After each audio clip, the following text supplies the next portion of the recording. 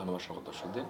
যে আজকে যে স্বাস্থ্যবিজ্ঞানী এবং জনশিক্ষায় যে সম্পর্কে আলোচনা করব সেটা যে আসলে কোন প্রকৃতির বা পুরুষদের বিশেষ করে সেক্স ক্ষমতা বা যৌন ক্ষমতা আসলে কম থাকে, সেই পুরুষদের প্রকৃতি সম্পর্কে আমরা জানবো এবং লক্ষণগুলো দেখে বুঝতে পারবো। বিশেষ করে যেসব পুরুষদের আসলে অর্গানিজম খুব ভালো মতো হয় না, বিশেষ করে যেসব পুরুষদের স্বাস্থ্য অত্যন্ত মোটা, এদের কিন্তু লিঙ্গ আকারে ছোটো হয়। ছোটো লিঙ্গের অধিকার সম্পর্কে এবং কীভাবে কর্মগুলো করতে হয়, জনগণ করতে হয়, সেই সম্পর্কে আলোচনা করেছি।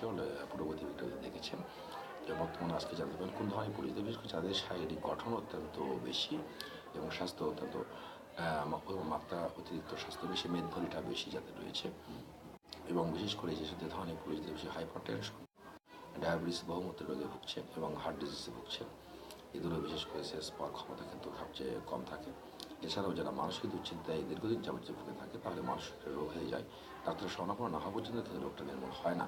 তো আনন্দ ফুর্তি এবং একমাত্র মনের জগতের উপরে কিন্তু সেক্স পাওয়ার ক্ষমতা নির্ভর করে। যদি মনে আনন্দ না থাকে, দীর্ঘদিন যদি দুশ্চিন্তা, রাগান্বিত ভাব এবং হতাশা, গ্লানি, এগুলো কিন্তু সকল পাওয়ার কিন্তু কমিয়ে দেয়।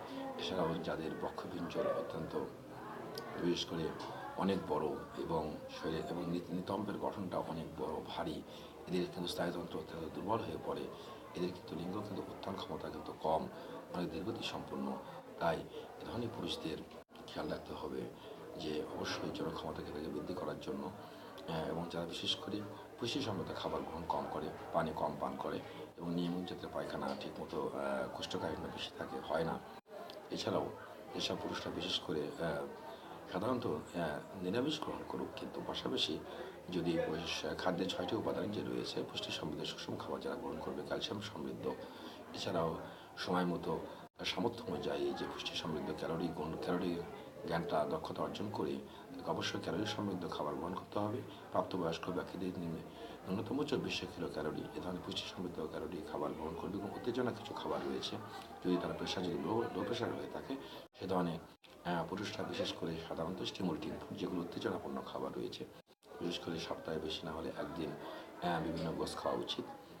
এবং পাশাপাশি তাদের বিভিন্ন ধরনের পুষ্টি সমৃদ্ধ গোছ, মাছ এবং ডিম এবং দুধ, এগুলো ভরা পেটে খাবে এবং প্রয়োজনীয় ভিটামিন সি জাতীয় খাবারও প্রয়োজন রয়েছে এবং এই জাতীয় খাবারও গ্রহণ করবে। বিভিন্ন যকৃৎ কলিজাগুলো থেকে আমরা কিন্তু পাবো। এ ধরনের খাবার যে গ্রহণ করি তাহলে কিন্তু কম যাদের এই প্রতিকারও কিন্তু হয়ে যাবে।